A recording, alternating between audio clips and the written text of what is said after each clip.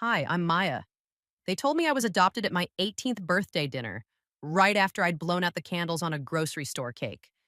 My adoptive mother, Linda, looked at me with that tight smile she reserved for uncomfortable conversations and said I should be grateful they took me in when nobody else wanted me. But what they didn't know was that the family they'd kept me from, the one they told me had abandoned me, was about to find me first. And when they did, everything Linda and her perfect biological children thought they knew about power was about to crumble. Have you ever been made to feel like a burden in your own home? Like every meal you ate was charity? Every birthday celebration was them doing you a favor? That was my life for 18 years. Stick around because the girl they treated like damaged goods was about to inherit something they could never touch. Before we dive in, let me know what time you're listening to this and where you're from. Drop a comment. I read every single one. The conversation I'd been dreading happened on a Tuesday evening in March. I was sitting at our scratched wooden dining table, the one Linda always complained about but never replaced because of the quote, Maya doesn't need fancy things. The birthday cake was from the discount bakery, vanilla with artificial strawberry frosting that tasted like sugar and regret. My adoptive siblings, Jessica and Connor, sat across from me, picking at their slices while avoiding eye contact. Linda cleared her throat, that particular sound she made when she was about to deliver news that would somehow become my fault. Maya, now that you're 18, there are some things you need to understand about your situation here. She folded her hands in front of her, the same gesture she used during parent teacher conferences when she'd explained to my teachers that my behavioral issues stemmed from my unfortunate background. You've been living here on borrowed time, she continued, her voice taking on that practiced tone of forced patience. We took you in when the state needed a placement, but you're not actually our daughter. You never have been. The words hit like cold water, even though somewhere deep down I'd always known. The way they introduced me to neighbors as the girl we're helping, the way my school forms always took an extra day to sign, the way Christmas morning felt like watching someone else's family through glass. My adoptive father, Richard, sat at the head of the table, methodically cutting his cake into perfect squares. He hadn't looked at me once since I'd walked into the room. The paperwork was temporary custody, not adoption, he said without looking up. We've been receiving monthly payments from the state for your care. Now that you're 18, those payments stop. He finally raised his eyes to meet mine. We've done our part, more than our part, actually. Jessica, who was 2 years younger than me and had never missed an opportunity to remind me that I didn't really belong, finally spoke up. Mom, does this mean Maya's room can be my art studio now? Her voice carried that particular brand of teenage cruelty wrapped in innocent curiosity. I mean, since she's leaving anyway. Connor, barely 16 but already showing signs of inheriting his parents' casual heartlessness, laughed through a mouthful of cake. Finally, maybe we can have normal family dinners without walking on eggshells around the charity case. Linda didn't correct him. She never corrected them when they spoke about me like I was a temporary inconvenience they'd endured out of the goodness of their hearts. I sat there, my slice of discount cake untouched, watching this family that had never truly been mine discuss my departure like they were planning a grocery list. Where am I supposed to go? I asked, my voice smaller than I wanted it to be. The question hung in the air like smoke from a candle nobody wanted to blow out. That's not really our problem anymore, Linda said, reaching for her water glass. You're an adult now. Adults figure things out. She took a sip and continued. We've provided you with 18 years of shelter, food, and clothing. We've done more than most people would have. You should be grateful for what you've received instead of expecting more. The word grateful landed like a slap. I'd been hearing it my entire life. Grateful for the hand-me-down clothes that never quite fit. Grateful for the tiny bedroom in the basement, while Jessica and Connor each had spacious rooms upstairs. Grateful for being included in family photos that were never displayed anywhere. Grateful for Christmas presents that were clearly afterthoughts, usually practical items like socks or notebooks, while my siblings unwrapped gaming systems and designer clothes. We kept you fed and housed, Richard added, finally setting down his fork. Most kids in your situation don't get that kind of stability. You should count yourself lucky. Lucky. as if being tolerated rather than loved was some kind of gift I should cherish, as if the constant reminder that I was different, temporary, and ultimately disposable was a blessing I should appreciate. Your biological parents didn't want you, Linda continued, her voice taking on that particular tone she used when she wanted to make sure her words left lasting damage. They signed away their rights without a second thought. The caseworker told us they were relieved to have you off their hands. Each word was carefully chosen, designed to reinforce the narrative they'd been building around me for 18 years. The story of Maya, the unwanted child who should be eternally grateful for any scrap of kindness thrown her way. I looked around the table at these people who had shaped my understanding of family, of worth, of belonging. Linda, with her perpetually pursed lips and her way of making generosity feel like an accusation. Richard, with his deliberate indifference and his talent for making me feel invisible, even when I was sitting right next to him. Jessica, with her casual cruelty disguised as sisterly honesty. Connor, with his inherited disdain for anything that didn't directly benefit him. We've been more than patient with your issues, Linda went on, warming to her theme. The behavioral problems, the attitude, the way you've never quite fit in anywhere. We overlooked all of that because we understood your background. But we can't be responsible for you anymore. It's time for you to make your own way in the world. The behavioral problems she referenced were mostly instances of me standing up for myself when they treated me poorly. The attitude was my refusal to be endlessly grateful for basic human decency. The way I never quite fit in was largely because they made sure I understood I was an outsider looking in, even within their own home. We'll give you until the end of the week to find somewhere else to live, Richard announced, returning to his methodical cake consumption. That should be enough time to figure something out. You're resourceful. You'll manage. The dismissal in his voice was absolute, as if 18 years of my life could be packed up and moved out in 5 days like I was a college student heading home for summer break. I wanted to scream. I wanted to ask them how they could look at a child for 18 years and never once feel even a flicker of genuine affection. I wanted to demand an explanation for why they'd kept me if I was such a burden, such an inconvenience, such a constant reminder of their own charitable martyrdom. But I'd learned long ago that emotional responses only gave them more ammunition to use against me later. Instead, I nodded slowly and stood up from the table. I understand, I said quietly, pushing my untouched cake toward the center of the table. Thank you for letting me know where I stand.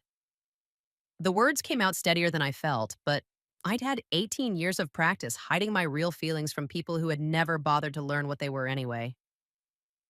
As I walked toward the basement stairs that led to my room, I heard Jessica whisper to Connor, I can't wait to redecorate.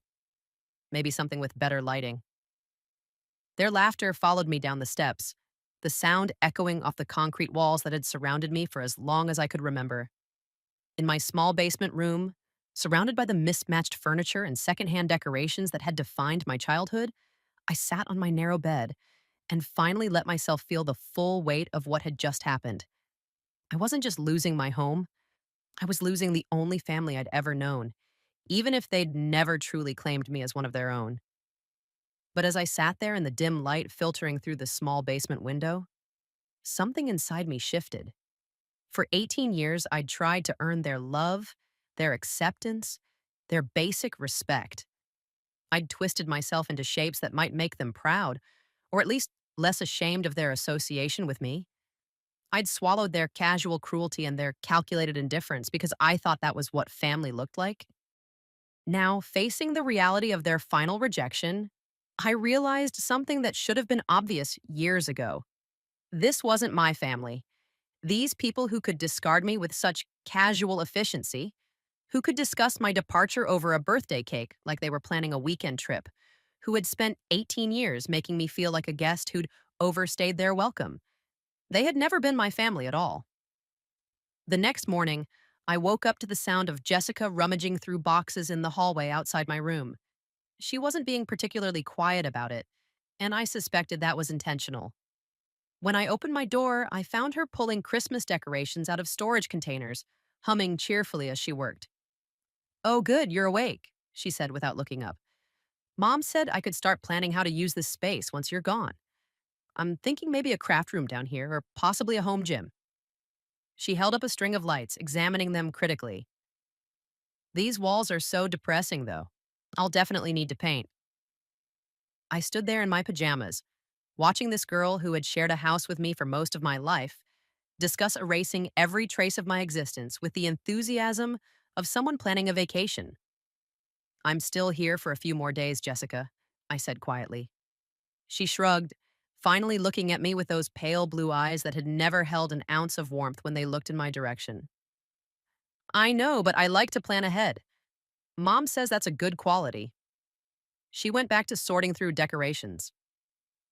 Besides, it's not like you have that much stuff to pack anyway. She was right about that. 18 years of living in this house, and my possessions would fit easily into 2 or 3 boxes. No family heirlooms passed down to me, no collections built over years of shared interests, no gifts that showed someone had paid attention to what I loved. Just clothes that had been purchased out of necessity, school supplies bought in bulk, and a few books I'd managed to buy for myself with money earned from babysitting neighborhood kids. Upstairs, I could hear Linda and Connor discussing breakfast plans. We should try that new pancake place, and Connor was saying, the one with the specialty syrups. It was the kind of family outing they'd talk about for weeks afterward, the kind I'd never been included in even when I lived here. Their family adventures had always been carefully planned around my absence, whether I was at school, at work, or simply not invited.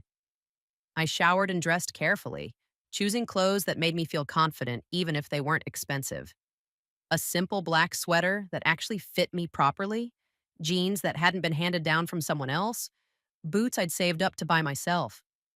If I was going to start figuring out my life, I wanted to look like someone who had her act together, even if that was far from the truth. By the time I made it to the kitchen, the family was finishing their breakfast.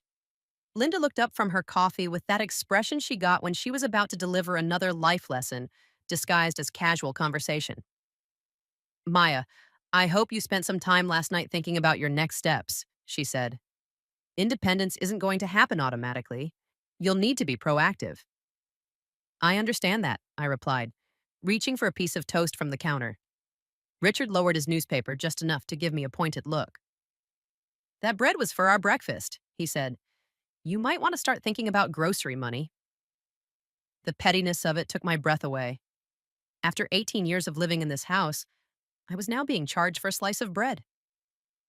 I'll replace it, I said, wrapping the toast in a napkin instead of eating it there.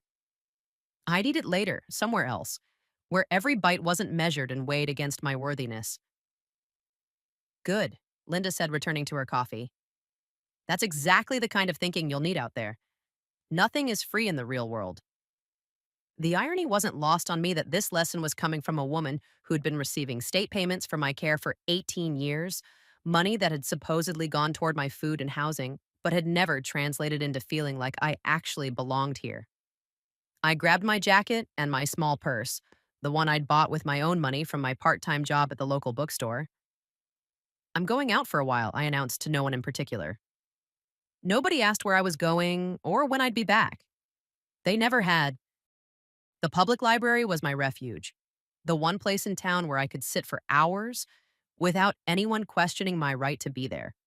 I'd spent countless afternoons there throughout high school, partly to avoid the uncomfortable atmosphere at home and partly because I genuinely loved being surrounded by books. The librarian, Mrs. Chen, had always been kind to me in that gentle way librarians have with young people who clearly need a safe space. I settled into my usual corner table with a stack of books about college scholarships and student financial aid. If I was going to make it on my own, I needed to understand every option available to me. My grades were good, good enough for college if I could figure out how to pay for it. The bookstore job provided some income, but not nearly enough for tuition and living expenses. As I flipped through pages of scholarship requirements and application deadlines, I found myself thinking about Linda's words from the night before. She'd said my biological parents hadn't wanted me, that they'd signed away their rights without a second thought. For 18 years, I'd accepted that narrative without question. After all, why would Linda lie about something like that? But sitting there in the library, surrounded by resources and possibilities, I started to wonder if there might be more to the story. Linda had never shown me any paperwork about my adoption or placement. She'd never shared details about my birth family or the circumstances that had led to my removal from their care. For someone who loved to use my past as a weapon against me, she'd always been surprisingly vague about the specifics. On impulse, I walked over to the reference desk where Mrs. Chen was helping another patron. When she was free, I approached her quietly. Mrs. Chen, I was wondering if you could help me with something. I need to find information about adoption records and family history research. Her eyes softened with understanding. Of course, Maya. There are several resources we can look at. Are you researching for a school project? She asked the question gently, giving me an easy out if I didn't want to share personal details. It's more personal than that, I admitted.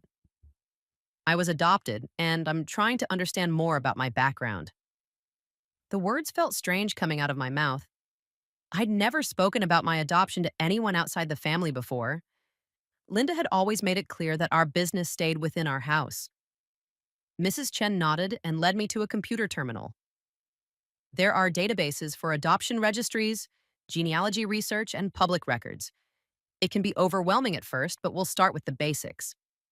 She pulled up several websites and showed me how to navigate them. Keep in mind that some records are sealed and the process can take time. But there's often more information available than people realize. I spent the next 3 hours learning about search techniques, registry databases, and the legal processes surrounding adoption records. What I discovered was both encouraging and frustrating. There were ways to search for birth families, but many of them required information I didn't have. Exact birth dates, birth locations, names of birth parents, details that Linda had always claimed to not remember or not know. But there was one piece of information I did have: my original first name. Linda had mentioned it once during an argument, when she was particularly angry about something I'd done. She'd said something about how my birth mother had given me such a pretentious name, and how they'd changed it to something more practical. Maya wasn't my original name. My birth name was Isabella. It wasn't much, but it was a starting point. I created accounts on several family search websites and began entering what little information I had. Birth year, approximate birth date based on when Linda said they'd received me, the general region where I'd been born according to the story I'd been told. Most searches came back empty or with too many possibilities to narrow down, but I saved everything and bookmarked every resource Mrs. Chen had shown me. As closing time approached, I realized I'd spent the entire day at the library without thinking about my housing situation or my immediate future. The research had given me something I hadn't felt in years: a sense of purpose that had nothing to do with earning approval from Linda and Richard. For the first time, I was actively seeking answers about my own life instead of passively accepting whatever version of events other people chose to share with me. Walking home in the evening light, I felt something shifting inside me. The hurt from last night's revelation was still there, sharp and fresh, but it was being joined by something else: curiosity, determination, a growing certainty that the story I'd been told about my unwanted, abandoned origins might not be the complete truth. The house was quiet when I let myself in through the back door. I could hear the television in the living room, where the family was probably settling in for their evening routine of shows I'd never been invited to choose. I went straight downstairs to my room, where the boxes Jessica had been sorting were now stacked neatly against one wall, a clear reminder that my time here was limited. But instead of feeling overwhelmed by the sight of them, I found myself energized. I had 5 days to figure out my immediate living situation, but I also had something more important now. I had questions that deserved answers, and for the first time in my life, I was going to seek those answers for myself rather than accepting someone else's version of my story. I pulled out a notebook and started writing down everything I could remember about my early years, every offhand comment Linda or Richard had made about my background, every detail that might prove useful in my search. It wasn't much, but it was mine: my story, my search, my choice to pursue the truth instead of accepting their convenient lies. Tomorrow, I will start looking for a place to live and figure out how to support myself. But tonight, I was going to plan my search for the family that might actually want to know me. The invitation came in the form of a phone call 2 days later. I was sitting on my bed, surrounded by job applications and apartment listings that were all beyond my budget when my cell phone rang. The number was local, but unfamiliar. Maya, this is Susan Rodriguez from the Riverside Community Center. Her voice was warm, professional. I'm calling because we have an opportunity that might interest you. We're hosting our annual volunteer appreciation dinner this Saturday evening, and several local families who support our programs will be attending. I shifted the papers around me, confused about why this woman was calling me. I'm sorry, I think there might be some mistake. I've never volunteered at the community center. Oh, but you have, Susan said, and I could hear her flipping through papers. Let me see. You've been helping with our after school tutoring program for the past 2 years, reading assistance for elementary students. Your supervisor, Mrs. Martinez, speaks very highly of your work with the children. My heart sank. Mrs. Martinez was my boss at the bookstore, and she'd been sending me to volunteer at the community center every Tuesday and Thursday afternoon for the past 2 years. But I'd never signed up for it myself. Linda had volunteered me for the program as part of what she called character building. She'd said it would look good on college applications and teach me the value of giving back to the community. I see, I said carefully. And this dinner? It's our way of thanking our volunteers and introducing them to some of the donors and board members who make our programs possible. It's a nice evening, very informal. We provide dinner, and there's usually some networking opportunities for young people looking for mentorship or job prospects. The timing was almost too perfect. Here I was, desperately needing connections and opportunities, and this invitation had fallen into my lap. That sounds wonderful, I told Susan. What's the dress code? Business casual is perfect. Nothing too fancy. We want everyone to feel comfortable. The dinner starts at 6:30 and we usually wrap up around 9. Will we see you there? After I hung up, I realized this might be exactly what I needed. A room full of successful community members, potential mentors, maybe even someone who could help me figure out my next steps. Linda had signed me up for the volunteer program to make herself look good. The woman raising an adopted child who was giving back to the community. But now, for the first time, that volunteering might actually benefit me instead of just adding to her reputation as a saint. I spent Friday evening at the thrift store looking for something appropriate to wear. My budget was severely limited, but I managed to find a navy blue dress that fit reasonably well and a cardigan that didn't have any obvious stains or holes. It wasn't designer quality, but it was clean and professional looking. I'd learned to make the best of limited options. Saturday afternoon, Linda found me getting ready in the bathroom. Where are you going dressed like that? She asked, eyeing my outfit with the kind of critical assessment she usually reserved for restaurant meals that didn't meet her standards. The community center is having a volunteer appreciation dinner, I explained, applying a small amount of makeup I'd bought with my bookstore earnings. They invited me because of the tutoring program. Linda's expression shifted slightly. That program was my idea, she said. I'm the one who arranged for you to volunteer there. I thought it would be good for your college applications. Even now, even when she was kicking me out of the house, she couldn't resist taking credit for anything positive in my life. I know, I replied. Thank you for setting it up. She watched me finish getting ready, and I could see her mentally calculating something. Who else will be at this dinner? She asked casually, but I recognized the tone. She was fishing for information she could use later. Donors and board members, I think. Other volunteers. I kept my answers vague. Whatever networking opportunities this evening might provide, I didn't want Linda trying to insert herself into them or take credit for my connections. She said, leaning against the doorframe. Well, make sure you represent our family appropriately. These community events can be important for local reputation. The irony was stunning. She was kicking me out of the house, but she still expected me to be a positive reflection of the family that was discarding me. Of course, I said, gathering my small purse and the cardigan. Richard was in the living room when I came upstairs. He looked up from his newspaper and gave me the same assessment Linda had, though his was more dismissive than critical. Community center thing. he asked without much interest. Yes, I replied. I should be back by 10. Take your key, he said, returning to his paper. We'll be asleep by then. It was a small reminder that I was essentially a house guest now, someone who needed to be careful not to inconvenience the real family with my comings and goings.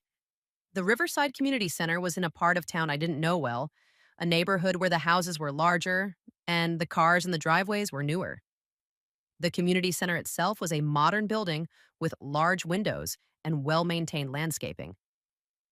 As I walked toward the entrance, I could see people inside through the glass doors, well dressed adults mingling with wine glasses, the kind of social gathering I'd seen in movies but never actually attended. Susan Rodriguez met me at the registration table.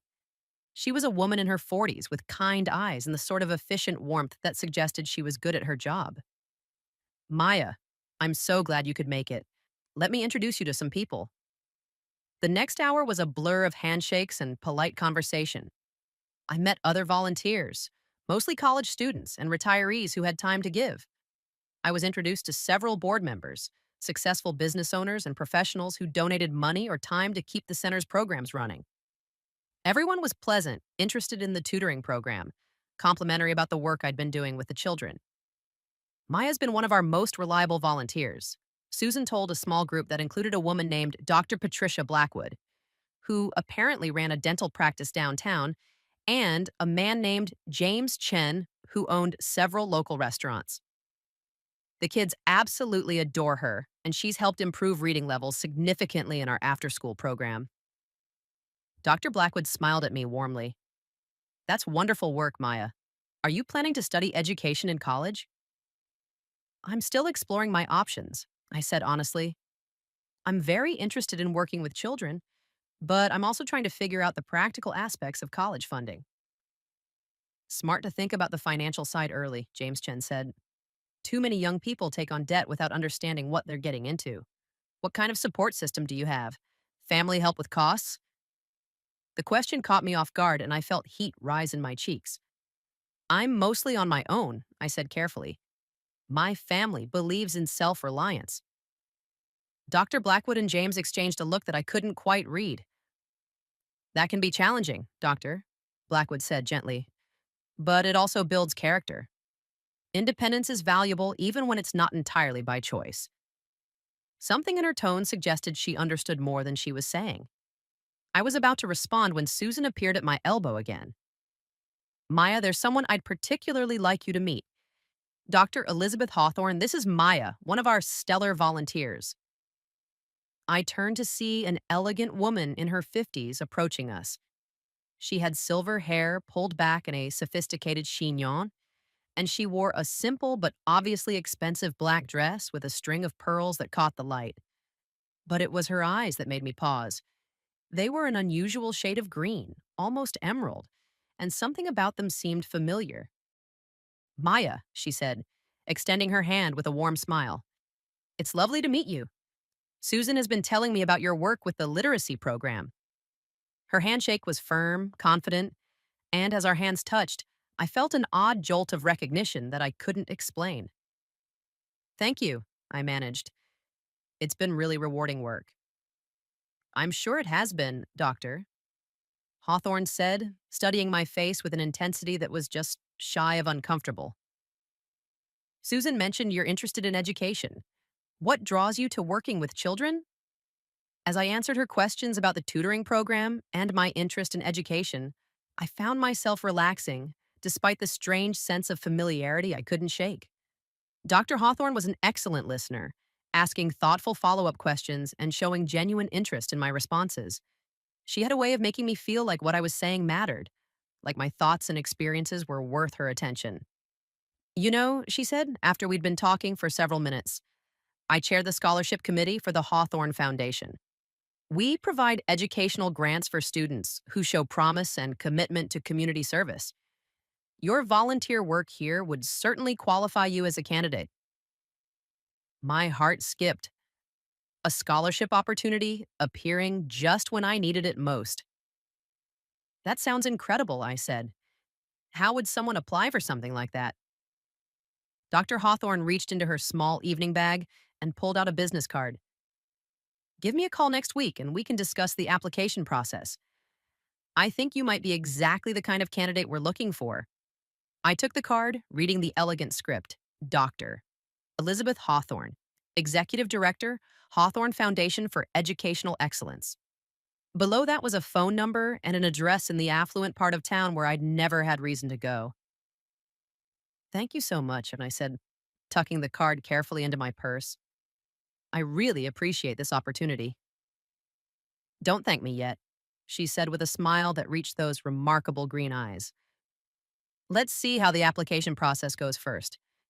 But I have a good feeling about you, Maya.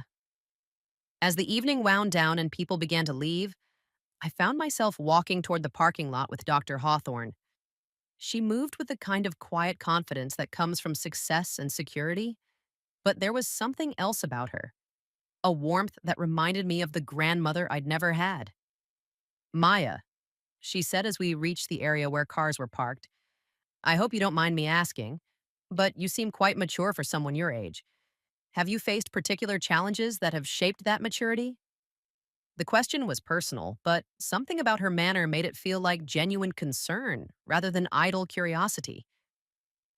I suppose I've had to grow up fairly quickly, I said carefully.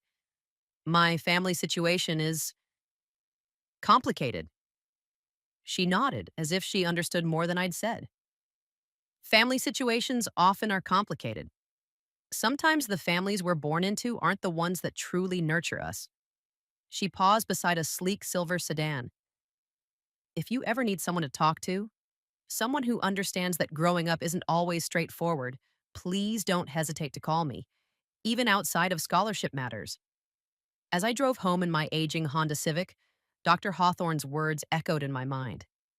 There had been something in her voice when she talked about family complications, something that suggested personal experience with difficult relationships. And those eyes, I couldn't shake the feeling that I'd seen them before, perhaps in a mirror. The phone call came at 7:30 Monday morning, jarring me awake from restless sleep. I fumbled for my cell phone, expecting it to be someone from work or maybe the apartment complex I'd applied to over the weekend. Instead, an unfamiliar number displayed on the screen. Maya, this is Dr. Hawthorne. I hope I'm not calling too early.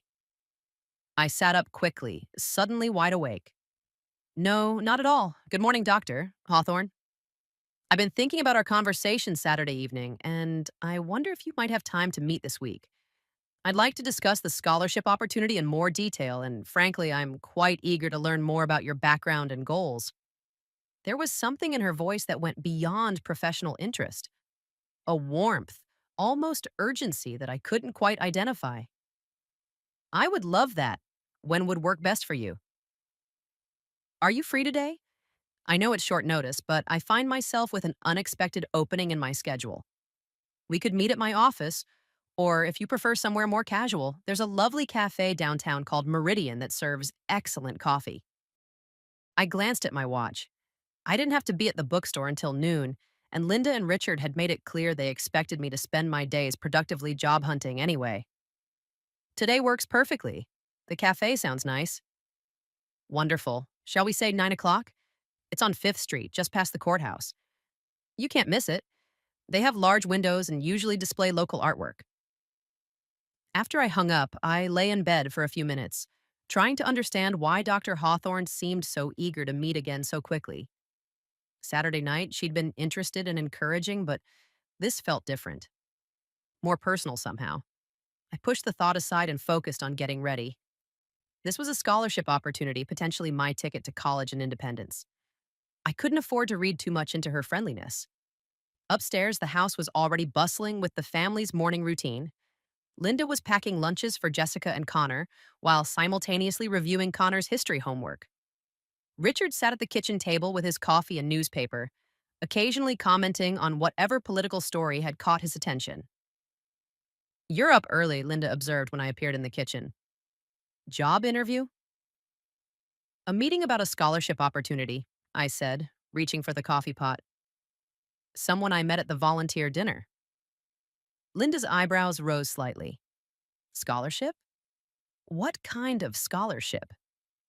I could hear the calculation in her voice. the way she was already figuring out how this development might affect her plans for my departure.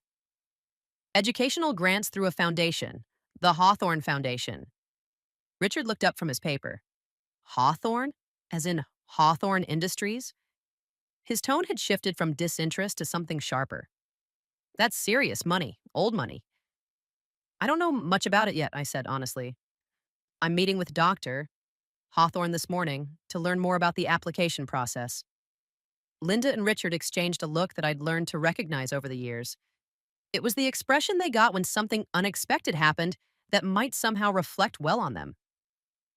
Well, Linda said slowly, that's quite an opportunity. Dr. Hawthorne is very well respected in this community, very influential. The implication was clear. I'd better not embarrass them. Even though they were kicking me out, they still expected my behavior to reflect positively on their family's reputation. I'll be professional, I assured her. See that you are, Richard said, returning to his newspaper. People like that don't give second chances to kids who waste their time. I finished my coffee in silence and went back downstairs to get ready. I chose my best pair of dark jeans and a cream-colored blouse that I'd bought for job interviews. Professional, but not overly formal for a coffee meeting. As I applied a light layer of makeup, I found myself thinking about Dr. Hawthorne's eyes again. That striking green color that had seemed so familiar. The drive downtown took 20 minutes through neighborhoods that grew progressively more affluent as I approached the city center. Meridian Cafe was exactly where Dr. Hawthorne had said it would be, a charming storefront with floor-to-ceiling windows and displays of local paintings and pottery. Through the glass, I could see her already seated at a corner table, reading something on her tablet while sipping from a delicate porcelain cup. She looked up when I entered and smiled, rising to greet me with the same warm handshake from Saturday night. Today, she was dressed more casually in tailored slacks and a soft cashmere sweater, but she still carried herself with that unmistakable air of confidence and success. Maya, thank you so much for meeting me on such short notice. I hope you don't mind, but I took the liberty of ordering you a latte. The barista here makes exceptional coffee, and I thought you might enjoy trying their signature blend. As we settled into our seats, I noticed that Dr. Hawthorne had chosen a table positioned to offer privacy from other customers. She'd also selected chairs that allowed us to face each other directly, creating an intimate conversation space that felt more like a personal meeting than a professional interview. Before we discuss the scholarship details, she said, leaning forward slightly, I want to tell you how impressed I was with your thoughtfulness on Saturday evening. Your responses to questions showed maturity and insight that's quite rare in someone your age. Thank you, I said, feeling heat rise in my cheeks. I've always been told I'm an old soul. Yes, she said quietly, studying my face with that same intense attention from Saturday night. I can see that. Sometimes life forces us to grow up more quickly than we might choose. She paused, then continued, Maya, may I ask about your family situation? You mentioned at the dinner that you're mostly on your own in terms of college funding. The question was personal, but something about Doctor Hawthorne's manner made it feel safe to answer honestly. I'm adopted, I said simply. My adoptive family believes in self-reliance. They've made it clear that college expenses are my responsibility. Dr. Hawthorne's expression didn't change, but I noticed her hands tighten slightly around her coffee cup. Adoption can be complicated, she said carefully. How old were you when you were placed with your current family? I was a baby. They've had me since I was about 6 months old. I hesitated, then decided to share more. Actually, they told me last week that it wasn't technically an adoption. They had temporary custody through the state, but they're ending that arrangement now that I'm 18. Something flickered across Dr. Hawthorne's face. Surprise, concern, or maybe something deeper that I couldn't identify. They're ending custody now? Where are you supposed to live? That's something I'm figuring out, I said, trying to keep my voice steady. They've given me until the end of this week to find other arrangements. Dr. Hawthorne was quiet for a long moment, her green eyes fixed on mine with an intensity that made me slightly uncomfortable.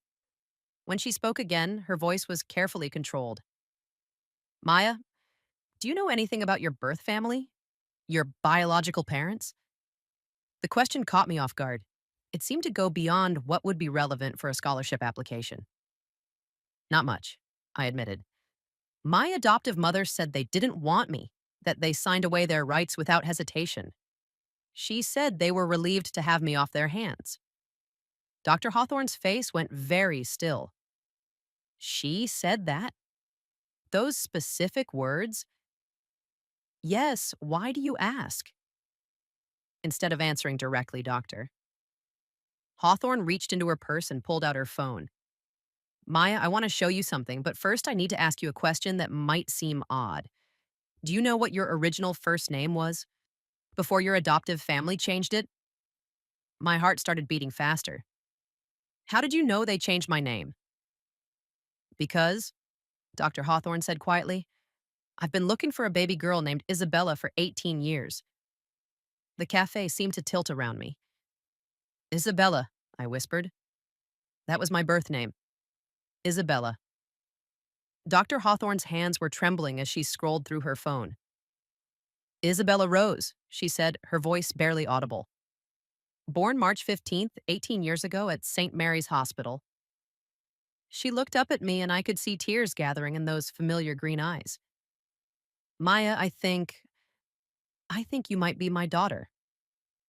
The words hit me like a physical blow. I sat back in my chair, struggling to process what she was saying. Your daughter? But, but you said you were looking for her. You didn't say you were looking for me. Because I didn't know it was you, she said, leaning forward urgently. When I met you Saturday night, something felt familiar, but I told myself it was wishful thinking. I've met so many young women over the years, always hoping, always wondering. But then you said your name was Maya, and you mentioned being adopted, and those eyes. She reached across the table as if she wanted to touch my face, then stopped herself. You have my eyes, Isabella. My grandmother's eyes. I stared at her, my mind reeling. If you're my mother, why did you give me up? Why did you sign away your rights? Dr. Hawthorne's face crumpled. I didn't, she said, her voice breaking. I never signed anything. I was in a car accident when you were 6 months old. I was in a coma for 3 weeks, and when I woke up, they told me you'd died. They said there had been complications, that you'd passed away while I was unconscious. The cafe around us faded into background noise. They told you I was dead? Yes, she whispered, tears now flowing freely down her cheeks. I've been mourning you for 18 years. I've visited your supposed grave every year on your birthday. I started the foundation in your memory to help other children who needed support. I felt like I was drowning. Everything I'd believed about my life, about my origins, about why I'd been unwanted and abandoned was crumbling around me. Who told you I was dead? Who did this? Dr. Hawthorne wiped her eyes with a napkin, trying to compose herself. The social worker who was handling your case. A woman named Linda Morrison. She said the paperwork had been processed, that you'd been buried in the county cemetery. She paused, studying my face intently. Maya, what's your adoptive mother's full name? A chill ran down my spine. Linda Morrison Carter. She kept her maiden name professionally. My voice came out as barely more than a whisper. Dr. Hawthorne, I think Linda is the social worker who told you I was dead. We stared at each other across the small cafe table, the magnitude of the deception slowly sinking in. Linda hadn't just taken me from my birth mother, she'd stolen me, lied to both of us for 18 years, and let my real mother believe I was dead while raising me to believe I was unwanted. That's why she's kicking me out now, I said, the pieces falling into place. She's afraid someone will figure out what she did. Dr. Hawthorne reached across the table and took my hands in hers. Her touch was warm, gentle, everything I'd always imagined a mother's touch should be. Isabella, she said softly, I've been looking for you every day for 18 years. You were never unwanted. You were stolen. The next few hours passed in a blur of revelations that rewrote everything I thought I knew about my life. Dr. Hawthorne, my mother, Elizabeth, had insisted we leave the cafe immediately after our shocking discovery. Too public, she'd whispered, glancing around nervously. If Linda did what we think she did, We need to be careful about how we handle this. She drove me to her office, a stunning suite on the top floor of a glass building downtown. The Hawthorne Foundation occupied the entire 23rd floor, with panoramic views of the city and elegant furnishings that spoke of serious money and established influence. But all I could focus on was the wall behind her desk, covered with photographs and documents that told the story of a mother's 18-year search for her missing child. I never stopped looking, Elizabeth said, following my gaze to the wall. Every lead, every possibility, every young woman who might have been you. She walked over to a framed photograph near the center of the display. This is what you looked like as a baby. I stared at the image of an infant with dark hair and unmistakably familiar green eyes, held by a younger version of Elizabeth. The resemblance was undeniable. You kept this all these years? It's all I had left of you, she said simply. This and the clothes you were wearing the day they took you from me. She opened a drawer in her desk and carefully pulled out a small pink onesie, faded with age but lovingly preserved. The hospital gave this back to me after they said you'd. After they lied about what happened. I reached out to touch the tiny garment, and something inside me broke open. This woman had spent 18 years mourning a child who was alive, while I'd spent 18 years believing I was unwanted by a mother who had never stopped loving me. The cruelty of Linda's deception was breathtaking in its completeness. Elizabeth, I said, testing how her name felt in my mouth, can you tell me what really happened? From the beginning, she nodded, settling into the chair across from her desk. You were born on March 15th. I was 22, unmarried, and your father had disappeared when I told him I was pregnant. But I wanted you desperately. I'd already picked out your name, bought baby clothes, prepared a nursery in my small apartment. Her voice grew softer as she continued. I was working 2 jobs to save money for your future. Waitressing at night, clerical work during the day. I was exhausted all the time, but I was so happy. You were this perfect, beautiful baby, and you were mine. What happened with the accident? I was driving home from work one evening when you were 6 months old. A drunk driver ran a red light and hit my car. I was in the hospital for weeks. Broken ribs, a severe concussion, internal bleeding. When I finally woke up, Linda Morrison came to see me. She was my caseworker from when I'd applied for assistance programs during my pregnancy. Elizabeth's hands clenched in her lap. She sat right there beside my hospital bed and told me that you'd developed complications while I was unconscious. She said they'd done everything they could, but you'd passed away. She showed me what looked like official paperwork, death certificates, and burial information. She forged documents? She must have. She told me that since I had no family and couldn't afford a proper burial, the state had taken care of the arrangements. She even gave me the location of your supposed grave. Elizabeth's voice cracked. I was so devastated, so drugged from pain medication that I never questioned any of it. I just believed her. I thought about Linda's behavior over the years, her constant reminders that I should be grateful, her insistence that my birth mother hadn't wanted me.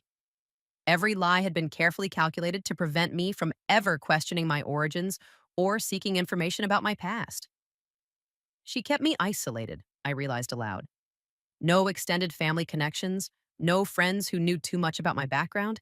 She controlled every piece of information I had about my adoption. And she probably monitored any attempts you might have made to search for your birth family, Elizabeth added. As a social worker, she would have known which databases to watch, which registries people typically used for reunification. I pulled out my phone and scrolled to Linda's contact information. I need to confront her. I need to hear her admit what she did. Elizabeth reached across and gently touched my arm. Isabella, we need to be strategic about this. If Linda was willing to forge documents and lie to both of us for 18 years, she's capable of destroying evidence or disappearing entirely if she feels threatened. Then what do? We gather proof first. Real documentation, witness statements, evidence that can't be dismissed or explained away. Elizabeth opened her laptop and pulled up several folders on her desktop. I've been documenting my search for you all these years. I have records of every conversation with Linda, every dead end she sent me down, every false lead she provided. She clicked on a folder labeled Morrison, Ellis Caseworker Communications, and hundreds of emails and documents appeared on the screen. Look at this. Every time I contacted the department asking for updates or requesting to review your case file, Linda personally responded. She always had an excuse for why records were sealed, lost, or unavailable. I leaned over to read some of the correspondence, email after email from Elizabeth, pleading for information, asking for copies of medical records, requesting visiting rights to my gravesite. And Linda's responses, always sympathetic but ultimately unhelpful, full of bureaucratic language about privacy laws and procedural limitations. She was playing both sides, I said, anger building in my chest, keeping you from finding me while making sure I never looked for you. There's more, Elizabeth said, opening another folder. I hired private investigators 3 different times over the years.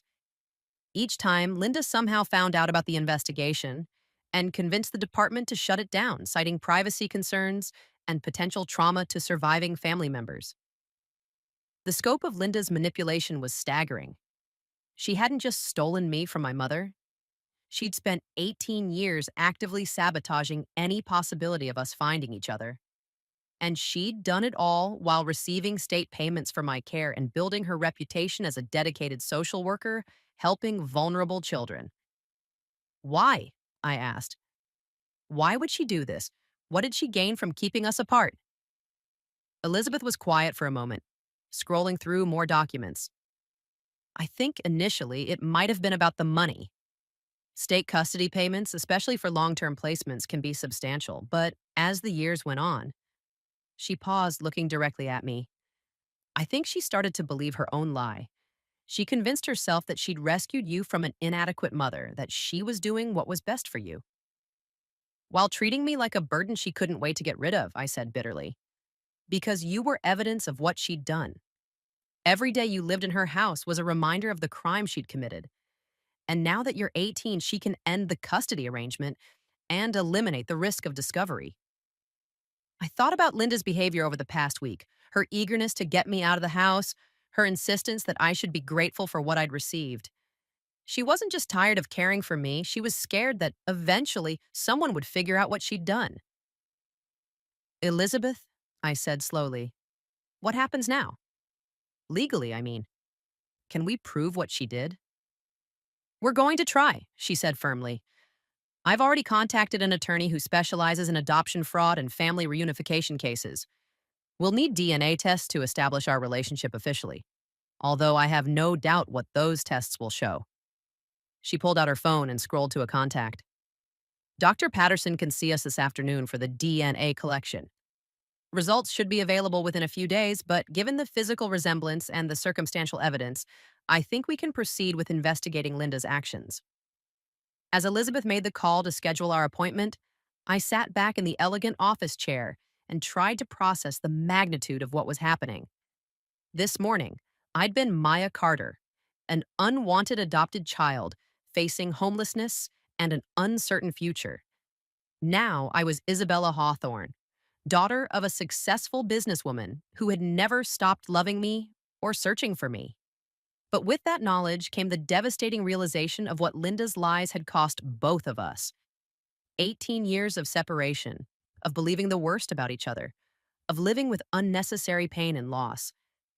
I'd grown up feeling unwanted and grateful for scraps of affection, while my real mother had spent nearly 2 decades mourning a child who was alive and needed her. The anger that had been building in my chest crystallized into something harder and more focused. Linda hadn't just committed fraud, she'd stolen 18 years from both of us. And she'd done it while positioning herself as the hero of the story, the woman who'd taken in an abandoned child out of the goodness of her heart. The appointment is set for 3 o'clock, Elizabeth said, ending her call. Isabella, I want you to know that whatever happens with the legal case, you're not alone anymore. You have a family who wants you, who has always wanted you. For the first time in my life, I understood what it felt like to be genuinely, unconditionally loved. The DNA results came back faster than expected.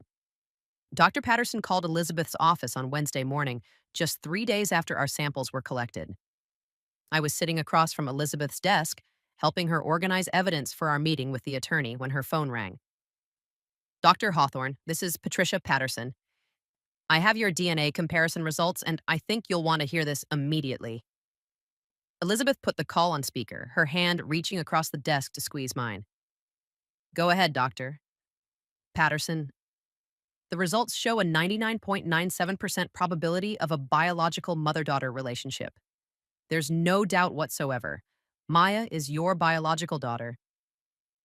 Even though we'd both been certain, hearing the scientific confirmation felt like a physical weight lifting from my chest. Elizabeth's eyes filled with tears, and she pressed her free hand to her mouth. Thank you, Dr. Patterson. Can you rush the official documentation? We need it for legal proceedings.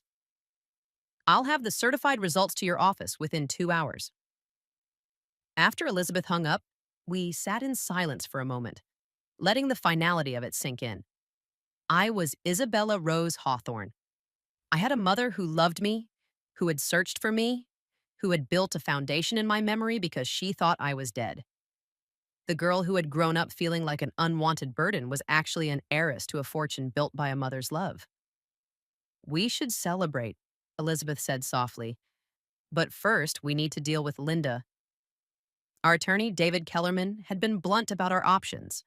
Linda had committed multiple felonies: fraud, forgery, child trafficking, and conspiracy at minimum.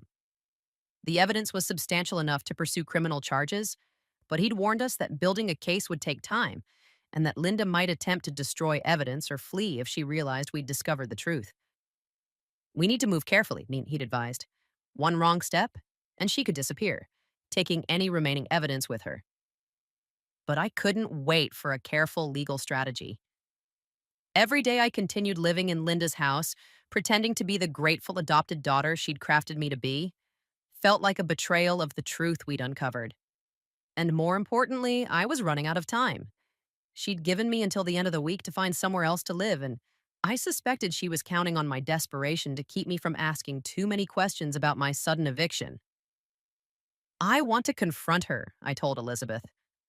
Not legally, not yet, but I want her to know that I know what she did. Elizabeth studied my face carefully. Isabella, that could be dangerous. If she feels cornered, there's no telling how she might react. She's already cornered, I pointed out. Kicking me out now, right when I turn 18, is evidence that she's been planning this for a while. She knows the risk of keeping me around is getting higher. We spent the rest of Wednesday planning our approach. Elizabeth wanted to be there when I confronted Linda, but we agreed that would be too shocking, too revealing of how much we'd already uncovered. Instead, she would wait in her car outside the house while I went in alone. If Linda became threatening or tried to prevent me from leaving, Elizabeth would call the police immediately. Thursday evening, I sat in my basement bedroom, staring at the DNA results and preparing for what might be the most important conversation of my life. The document was simple, clinical, but it represented the destruction of every lie Linda had built her family's life around. Tomorrow morning, when Linda was alone in the house, Richard at work, Jessica and Connor at school, I would show her these papers and watch her carefully constructed deception crumble. I'd rehearsed what I wanted to say, but every possible conversation felt inadequate for the magnitude of what Linda had done. How do you confront someone who stole your entire life? How do you face the person who made your mother believe you were dead while raising you to believe you were unwanted? Friday morning arrived gray and drizzly, the kind of weather that seemed appropriate for revelations and reckonings. I waited until I heard Richard's car pull out of the driveway and Jessica and Connor's school bus round the corner before I went upstairs. Linda was in the kitchen, cleaning up from breakfast and humming softly to herself. She looked so ordinary, so unremarkable that it was hard to believe she was capable of the elaborate deception we'd uncovered. "Good morning, Maya," she said without looking up from the dishes. "Have you made any progress on finding a place to live? Tomorrow is your deadline." The casual cruelty of the reminder, delivered as if she were asking about the weather, strengthened my resolve. "Actually, Linda, I wanted to talk to you about something I discovered this week." Something in my tone made her pause. She turned to face me, and I could see her mentally shifting into the defensive mode she used whenever she sensed potential conflict. "What kind of something?" I pulled the DNA results from my bag and placed them on the kitchen counter between us. I found my biological mother. The color drained from Linda's face so quickly I thought she might faint. Her hand gripped the edge of the counter and her eyes fixed on the papers without reading them. That's impossible, she whispered. Is it? Because according to these DNA results, Dr. Elizabeth Hawthorne is my biological mother. The same Dr. Elizabeth Hawthorne you told was dead 18 years ago. Linda's mouth opened and closed several times before any sound came out. Maya, I don't know what you think you've discovered, but I think I've discovered that you're a kidnapper, I said quietly. I think you forged death certificates and lied to my mother for 18 years while collecting state payments to raise the daughter you stole from her. Linda's composure cracked completely. She sank into one of the kitchen chairs, her face ashen. You don't understand, she said, her voice barely audible. You don't know what the situation was like. Then explain it to me. Explain how lying to a grieving mother was in anyone's best interest. Explain how letting me grow up believing I was unwanted was somehow protecting me. Your mother was young, unmarried, working multiple jobs just to survive, Linda said, her words coming faster now, as if she could somehow justify 18 years of lies with the right explanation. She was living in a tiny apartment, struggling financially. She couldn't provide for you properly. So you decided to play God? You decided that a struggling young mother deserved to lose her child and believe she was dead? I gave you a stable home. Linda's voice rose, taking on the defensive tone I'd heard countless times over the years. A two-parent household, financial security, educational opportunities. You had things with us that she never could have provided. I had a basement bedroom and hand-me-down clothes, I shot back. I had parents who reminded me daily that I should be grateful for the bare minimum of care. I grew up believing my real mother didn't want me while she spent 18 years mourning the daughter she thought was dead. Linda stood up abruptly, pacing to the kitchen window. She would have given you up eventually anyway. Young mothers like that always do. I expedited the process. The casual way she dismissed my mother's love, the way she reduced Elizabeth's grief to a minor inconvenience in her grand plan, made my anger crystallize into something cold and sharp. You expedited the process by committing multiple felonies, by forging documents, by lying to state agencies and private investigators. You have no proof of any of that, Linda said, but her voice lacked conviction. Actually, I do. I pulled out my phone and showed her the folder Elizabeth had shared with me, containing years of correspondence and documentation. 18 years of emails where you systematically prevented my mother from finding me. 18 years of lies and misdirection and bureaucratic stonewalling. Linda stared at the phone screen, her breathing becoming shallow and rapid. Maya, you need to think about this carefully. If you pursue this, it won't just hurt me. It will destroy this family. Jessica and Connor will lose their mother. Richard will lose his wife. Is that really what you want?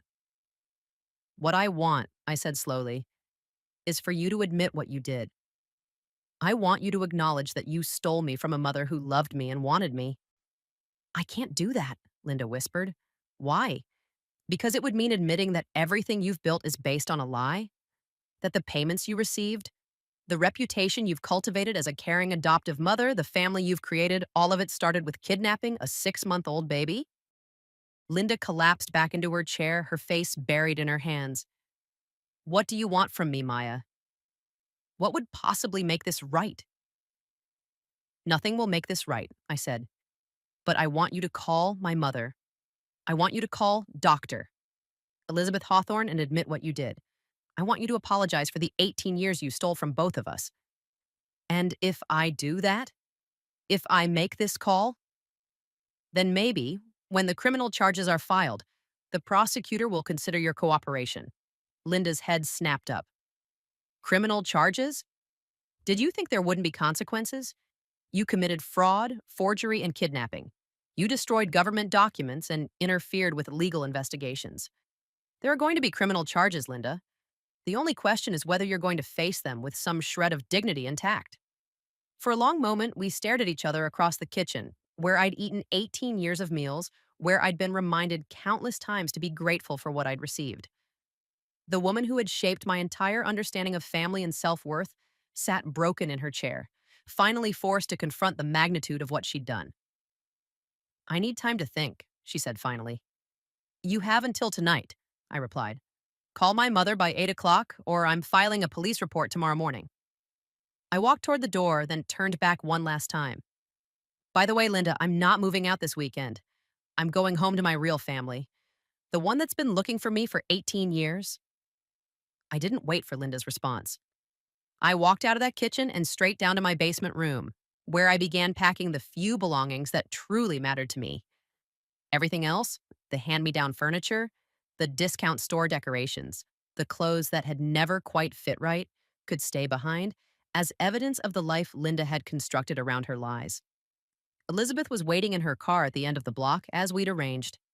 When I slid into the passenger seat, she immediately saw something had changed in my demeanor. How did it go? She asked, studying my face carefully. She didn't deny it, I said simply. She tried to justify it, tried to make it sound like she was protecting me from an inadequate mother. But she didn't deny taking me or lying to you. Elizabeth's hands tightened on the steering wheel. What exactly did she say? I recounted the conversation in detail, watching Elizabeth's expression shift from hurt to anger to something deeper and more resolved. When I finished, she was quiet for a long moment. She actually said I would have given you up eventually anyway? Elizabeth's voice was carefully controlled, but I could hear the pain underneath. She did. She made it sound like she was just speeding up an inevitable process. Isabella, I need you to understand something. Elizabeth turned to face me fully. I never would have given you up. Never. You were the most precious thing in my life. I was working multiple jobs and living in a tiny apartment because I was determined to build a better life for both of us. The conviction in her voice, the absolute certainty, made something inside me settle into place. For 18 years, Linda's narrative had been the only version of my origin story I'd known. Now I was hearing the truth from the only person who actually knew what had happened. I believe you, I said quietly. But Elizabeth, I gave her until tonight to call you and admit what she did. After that, we're going to the police. Elizabeth nodded slowly. David warned me she might try to run if she felt cornered. We should probably expect that.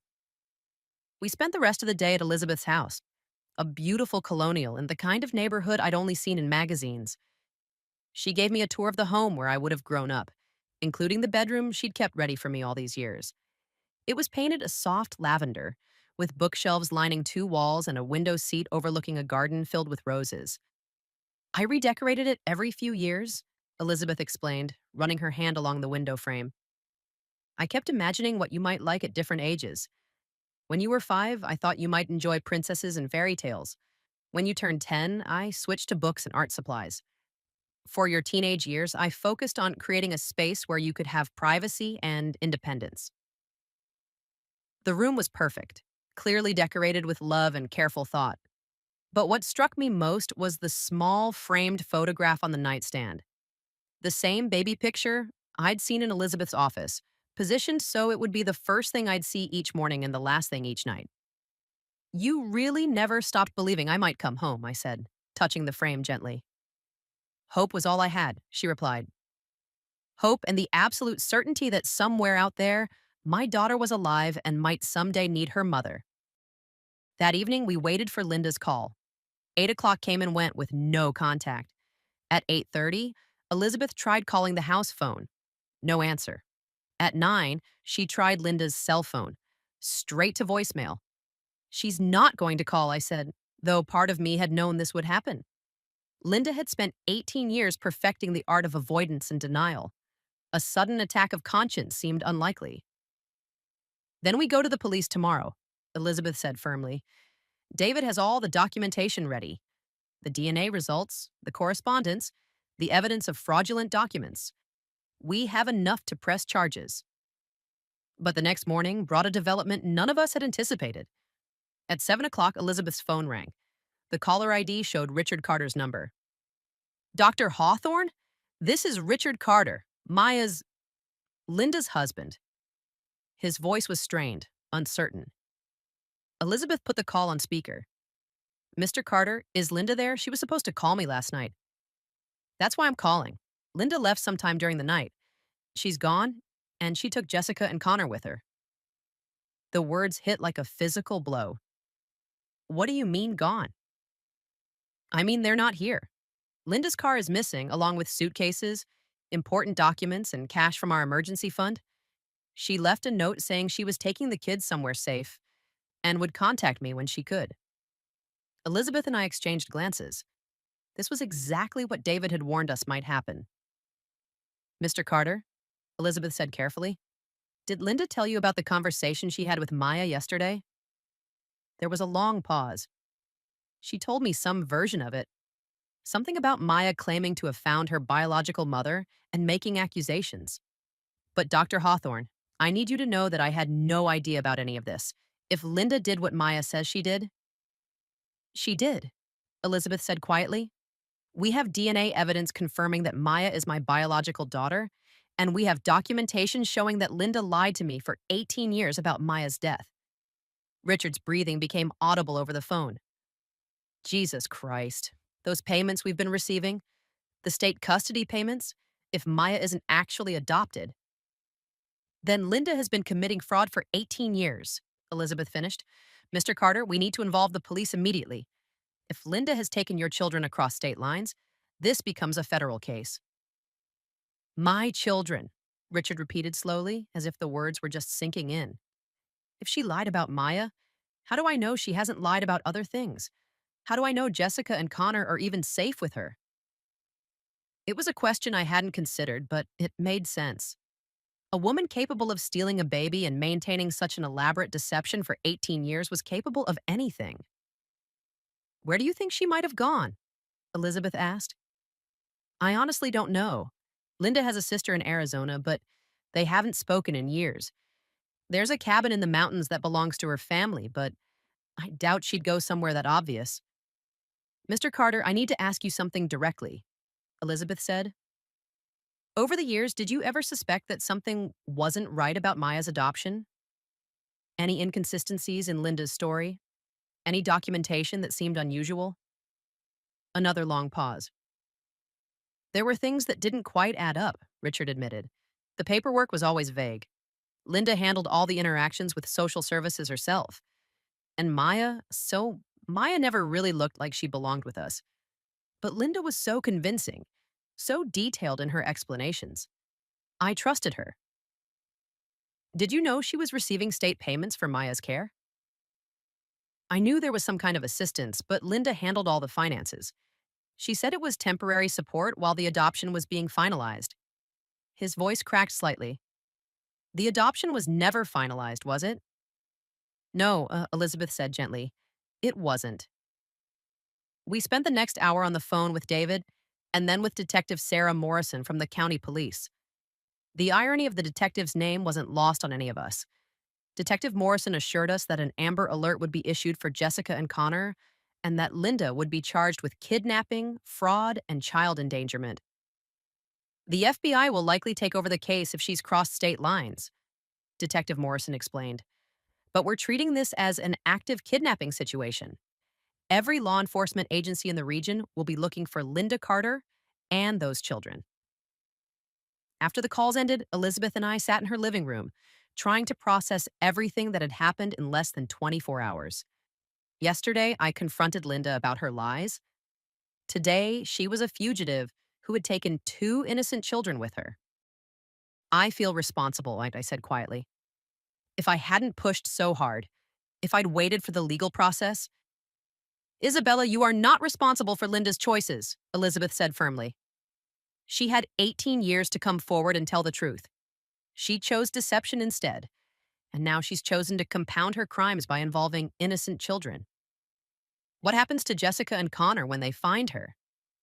I don't know, Elizabeth admitted. Richard seems like a decent man who was genuinely unaware of what Linda had done. Hopefully the children can return to him. But that's not our decision to make. As the day wore on, we received regular updates from the police. Linda's credit cards had been used at a gas station just outside the state line, confirming that she had indeed fled the jurisdiction.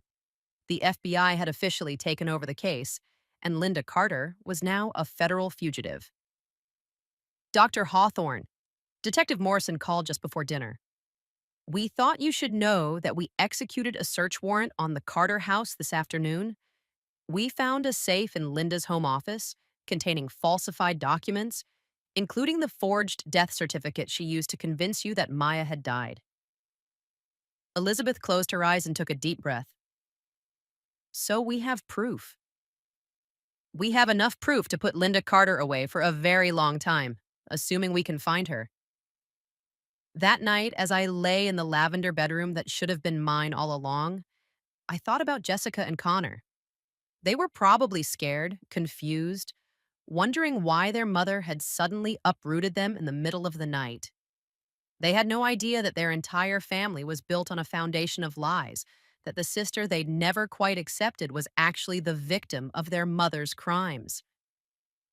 Tomorrow I would wake up as Isabella Rose Hawthorne in my real mother's house, surrounded by the love I'd been denied for 18 years. But I couldn't fully celebrate my homecoming, while two innocent children were somewhere out there with a woman who had proven herself capable of extraordinary deception and selfishness. Justice was coming for Linda Carter. But first, we had to make sure Jessica and Connor were safe. The call came at 6 in the morning, 3 days after Linda had disappeared with Jessica and Connor. Elizabeth and I were having coffee in her kitchen when her phone buzzed with a number neither of us recognized. Dr. Hawthorne, this is Agent Maria Santos with the FBI. We've located Linda Carter and the two minors. Elizabeth put the call on speaker immediately. Are the children safe? They're unharmed and in protective custody. We found them at a motel outside Phoenix. Mrs. Carter was attempting to purchase fake identification documents when our team apprehended her.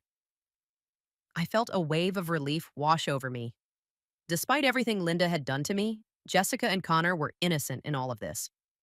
They hadn't deserved to be dragged into their mother's desperate attempt to escape justice. What happens now? Elizabeth asked. Mrs. Carter is being transported back to face federal charges. The children will be returned to their father within the next 24 hours. We'll need both you and Maya to come in for formal statements. But the case against Mrs. Carter is solid. After Agent Santos hung up, Elizabeth and I sat in silence for several minutes. The past week had been a whirlwind of revelations, emotions, and legal proceedings. Now, finally, it seemed like the chaos might be settling into something resembling resolution. It's really over, I said quietly. The criminal case is just beginning, Elizabeth replied. But yes, the running and hiding and lying is over. 2 hours later, we were at the FBI field office downtown, giving detailed statements about Linda's deception and its impact on our lives. Agent Santos was thorough but compassionate, understanding that this wasn't just a case of fraud. It was a story about a mother and daughter who had been deliberately kept apart for 18 years.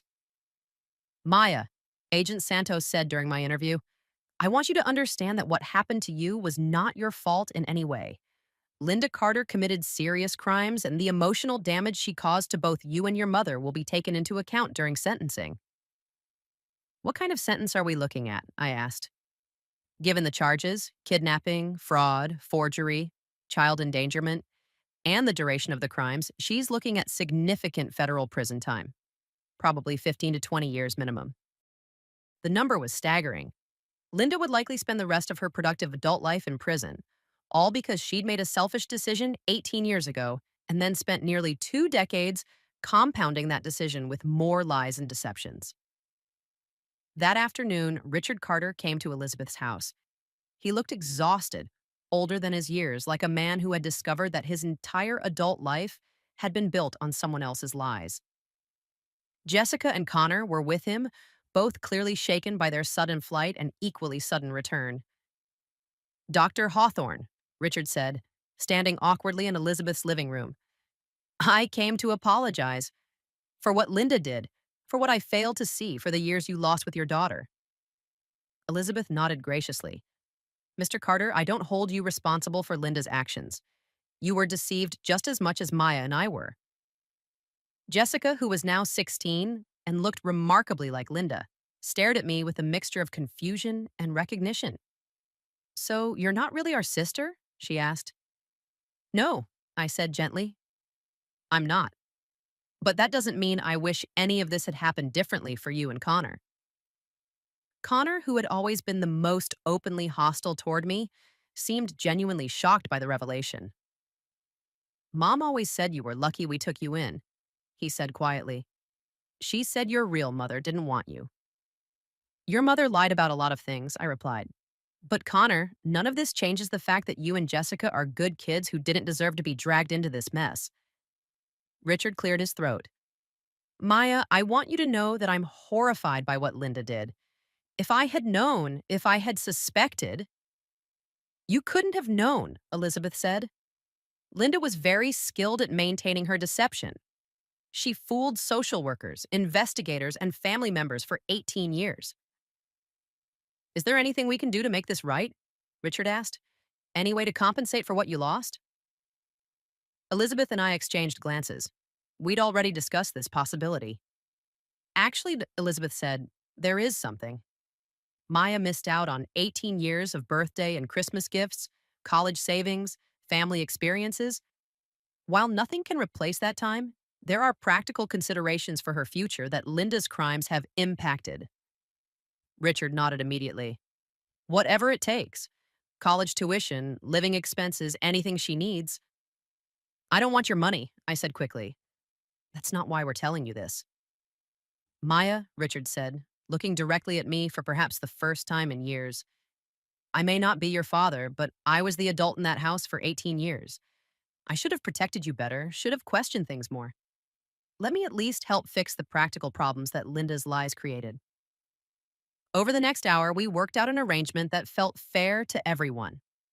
Richard would contribute to a college fund for me, not as charity or guilt money, but as acknowledgement of the financial support I should have received from my real family all along. Jessica and Connor would stay with their father while they processed everything that had happened and began therapy to deal with the trauma of discovering their family was built on lies. Will we see you again? Jessica asked as they were preparing to leave. I considered the question carefully.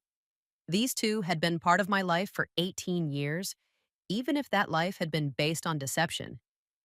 They weren't responsible for their mother's crimes, but they were also reminders of the stolen years and the false family dynamic that had shaped my entire childhood. Maybe, I said honestly. When all of this settles down, when you've had time to process everything, maybe we can figure out what kind of relationship, if any, makes sense for all of us. Jessica nodded, and for the first time since I'd known her, she looked at me with something resembling respect rather than resentment. After they left, Elizabeth and I sat on her porch swing, watching the sun set over the garden she'd maintained for 18 years while hoping her daughter would someday come home to see it.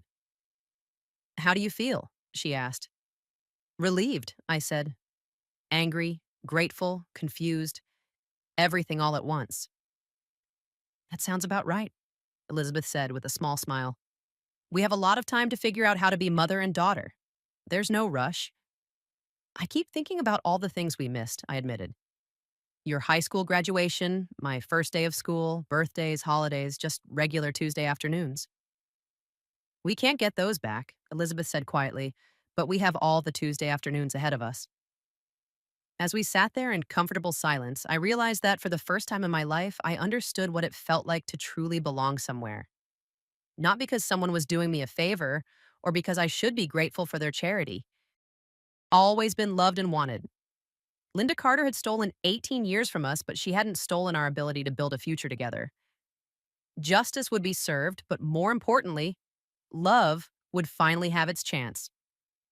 The trial began 6 months later, on a crisp October morning that felt like the start of something final and necessary. Linda had been held without bail since her arrest in Arizona, and during those months, the full scope of her deception had become even clearer. FBI investigators had uncovered evidence of other suspicious cases she'd handled during her career as a social worker, other families who might have been manipulated or deceived. Elizabeth and I sat in the front row of the federal courthouse, directly behind the prosecutor's table. I'd grown accustomed to my new life by then, enrolled in college with a full scholarship from the Hawthorne Foundation, living in the house where I should have grown up, learning how to be a daughter to the mother who had never stopped searching for me. But seeing Linda again, flanked by federal marshals and dressed in an orange jumpsuit, brought back all the complicated emotions I'd been working through in therapy. She looked smaller somehow, diminished by the weight of her exposed lies. When she turned to scan the courtroom, her eyes found mine immediately. For a moment, I saw a flicker of the woman who had raised me, who had made my breakfast and driven me to school and tucked me in at night. Then I remembered that even those mundane acts of care had been tainted by her knowledge of what she'd stolen from Elizabeth and me. The prosecutor, Assistant U.S. Attorney Jennifer Walsh, had warned us that Linda's defense team would likely try to paint her as a misguided but well intentioned woman who had believed she was acting in my best interests. They would emphasize the stable home she'd provided, the education I'd received, the fact that I'd been fed and clothed and cared for. They'll try to make this about whether you had a good childhood, Attorney Walsh had explained. But that's not what this case is about. It's about a systematic pattern of fraud, forgery, and child trafficking that devastated two families and violated federal law. Linda's attorney, a soft spoken man named Robert Henley, did exactly what Attorney Walsh had predicted. In his opening statement, he portrayed Linda as a dedicated social worker who had made difficult decisions in the best interests of a vulnerable child. "Ladies and gentlemen of the jury," he said, gesturing toward Linda with what seemed like genuine sympathy, "you will hear about a young woman who found herself responsible for the welfare of an infant whose teenage mother was struggling with poverty, instability, and an uncertain future. You will hear about split-second decisions made under pressure, about paperwork errors that snowballed into larger problems, about a woman who provided 18 years of loving care to a child who needed a stable home." I felt Elizabeth's hand tighten on mine as Henley continued his opening. He was good at his job, I had to admit. If I hadn't lived through Linda's calculated cruelty, hadn't experienced firsthand the way she'd weaponized my supposed abandonment against me, I might have been moved by his portrayal of her as a flawed but caring mother figure. But Attorney Walsh's opening statement cut through Henley's fiction with surgical precision. "What you will actually hear evidence of," she told the jury, "is a deliberate, systematic pattern of fraud that began with the theft of a 6-month-old infant and continued for 18 years. You will see forged documents, falsified death certificates, and evidence of financial fraud totaling hundreds of thousands of dollars. You will hear about a birth mother who spent 18 years mourning a child she believed was dead, and you will hear about that child, now a young woman, who grew up believing she was unwanted and abandoned when the truth was that her mother never stopped looking for her." The prosecution's case was methodical and devastating. They presented the forged death certificate that Linda had used to convince Elizabeth I was dead. They showed bank records documenting the state custody payments Linda had received for my care. They played recordings of phone calls where Linda had deliberately misdirected Elizabeth's attempts to find information about my supposed death and burial. The most damning evidence came from Linda's own files, seized from her home office during the FBI raid. She had kept meticulous records of her deception, including notes about how to handle various inquiries from Elizabeth and documentation of the lies she'd told to different agencies to prevent discovery of her crimes. I was adjusting the cap and gown for my college graduation. Not the graduation I would have had if I'd started college right after high school like most of my peers, but the one that represented everything I'd fought to reclaim about my future. Elizabeth appeared in the doorway, holding a small wrapped box. "I have something for you," she said, her voice carrying that mixture of pride and emotion that had become familiar over the past year as we'd navigated learning to be mother and daughter. Inside the box was a delicate gold necklace with a pendant that took my breath away. It was a locket, engraved with intricate roses, and when I opened it, I found two photos.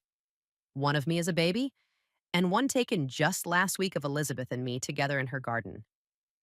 "This was my grandmother's," Elizabeth explained. "I always planned to give it to you on your 18th birthday.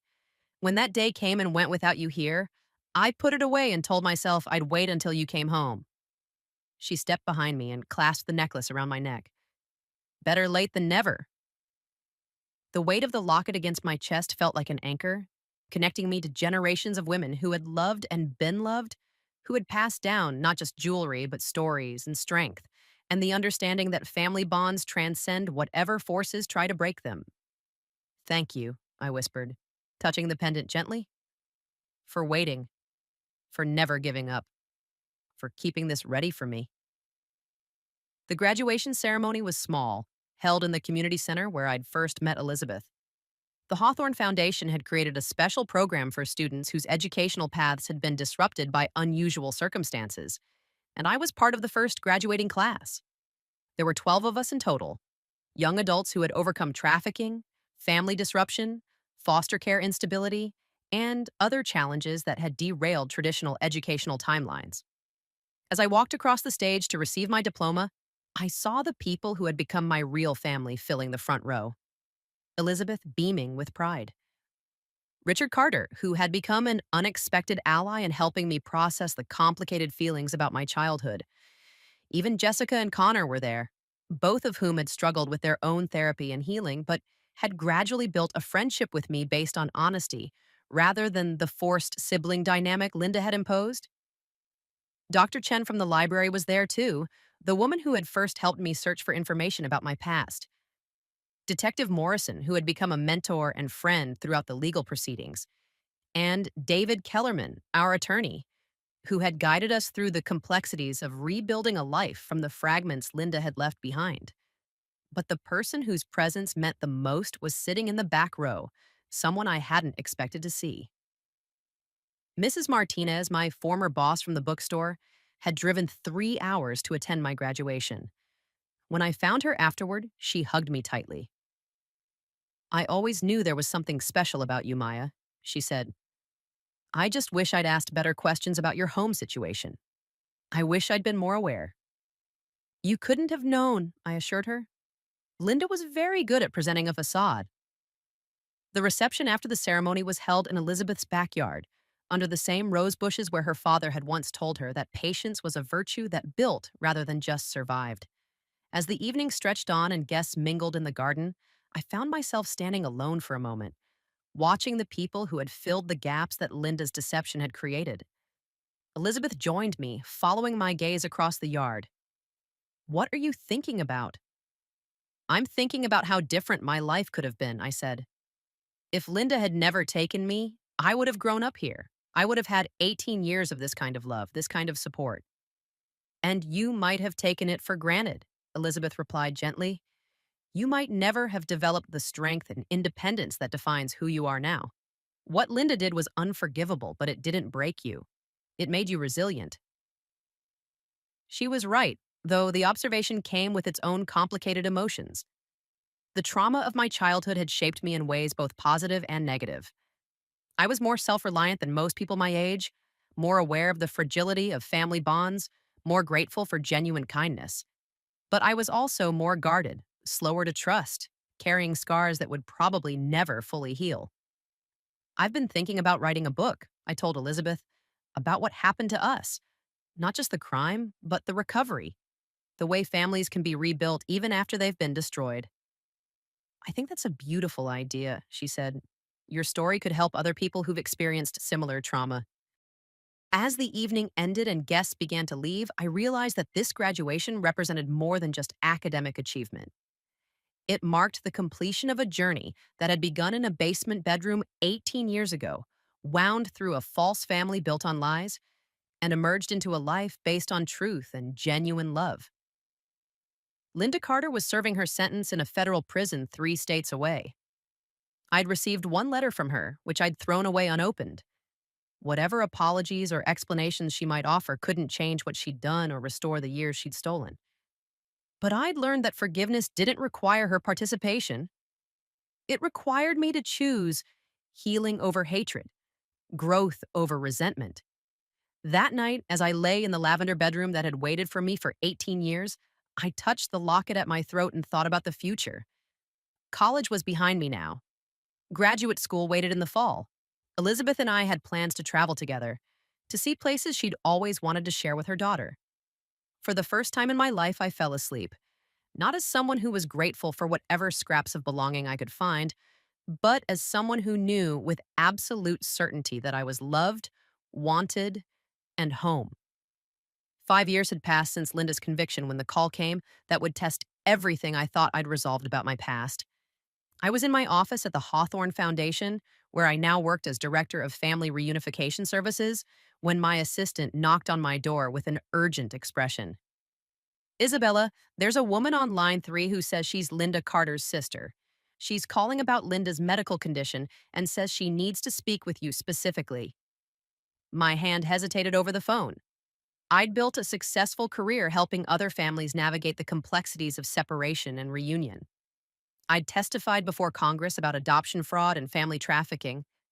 I'd written the book about my experience, which had become a resource for survivors and families dealing with similar situations.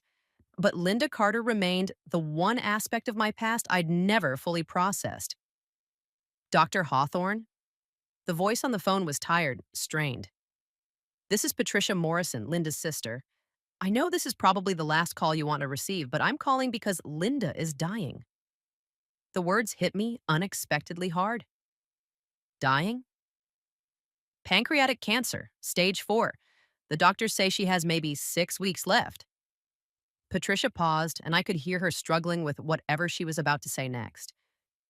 She's been asking for you. She wants to apologize, to try to make things right before she dies. I stared out my office window at the city where I'd spent the first 6 months of my life, then lost 18 years, then finally found my way home. Patricia, I appreciate you calling, but I'm not sure what Linda expects from me. She doesn't expect anything, Patricia said quickly. She knows she has no right to ask for your forgiveness or your time. But Isabella, I need you to know that what she did has haunted her every day since her arrest. She's been in therapy, working with prison chaplains, trying to understand how she could have done something so terrible.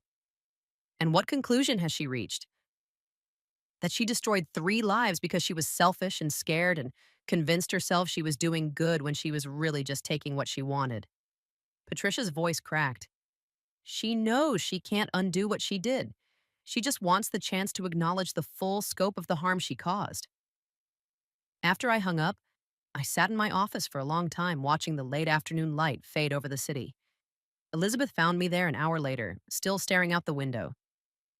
Patricia Morrison called, I said without preamble. Linda is dying and she wants to see me. Elizabeth settled into the chair across from my desk. Over the years, we'd developed the kind of relationship where important conversations happened without fanfare or dramatic buildup. How do you feel about that? I don't know. Part of me thinks she gave up the right to closure when she chose to maintain her lies for 18 years.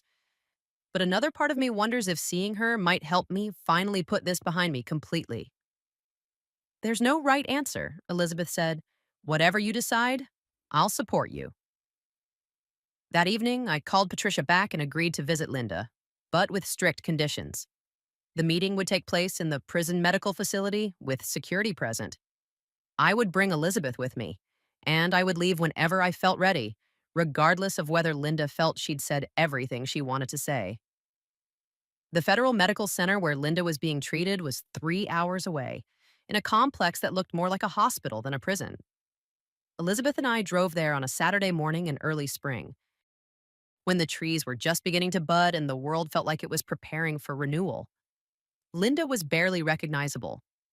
The woman who had dominated my childhood through manipulation and calculated kindness was now gaunt and fragile, connected to machines that monitored her failing body. When I walked into her room, her eyes filled with tears.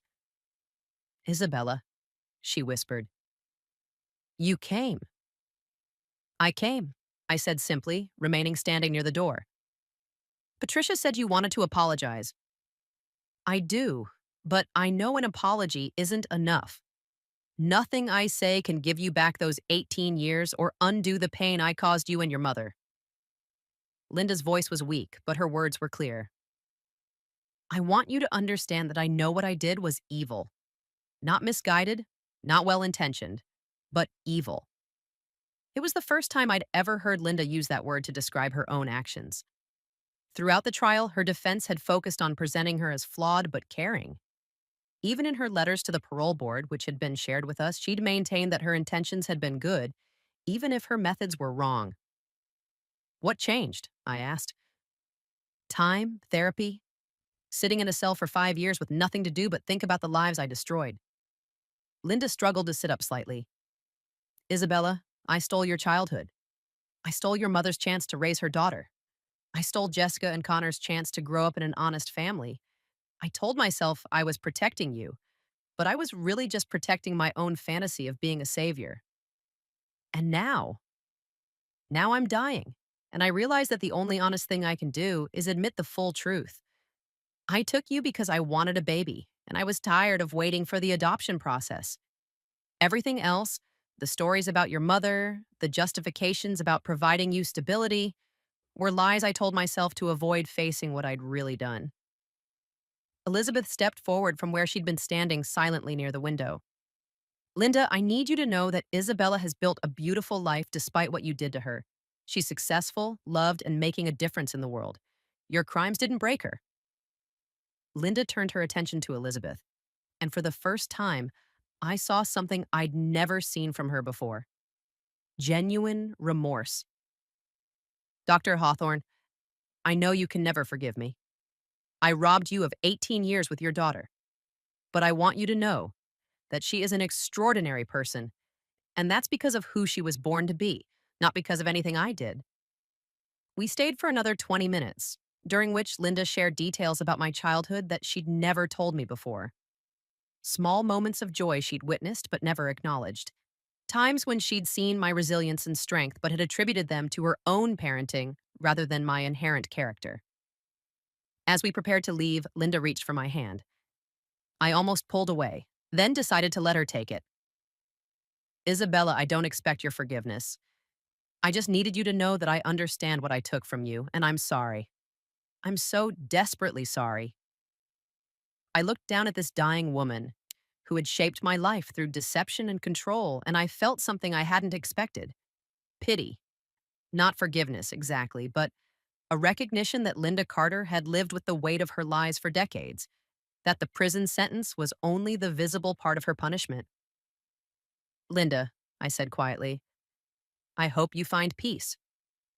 It was the closest thing to forgiveness I could offer, and from the expression on her face, it was more than she'd expected to receive.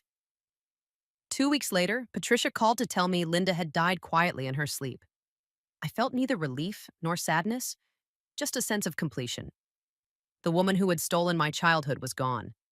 But the life I'd built in spite of her actions remained strong and full of possibility. The girl who had once believed she was unwanted had become a woman who knew with absolute certainty that she was loved. 10 years after Linda's death, I stood on the steps of the Capitol building in Washington, D.C., holding a folder that contained the most important legislation of my career. The Isabella's Law Act, named not for me, but for all the children who had been stolen from their families through systemic failures and individual corruption, was about to be introduced to Congress. Elizabeth stood beside me, now in her 60s, but still radiating the quiet strength that had sustained her through 18 years of searching and 15 years of rebuilding our relationship. Behind us, a group of families who had experienced similar trauma waited nervously for the press conference to begin. Ready, whispered Senator Patricia Chen, no relation to the librarian who had first helped me research my origins, but someone who had become a fierce advocate for child welfare reform after hearing my story. The legislation we were proposing would revolutionize how adoption and custody cases were handled. Mandatory DNA databases for all children in state care. Independent oversight of social workers handling sensitive cases. Severe federal penalties for anyone who deliberately separates families through fraud or deception.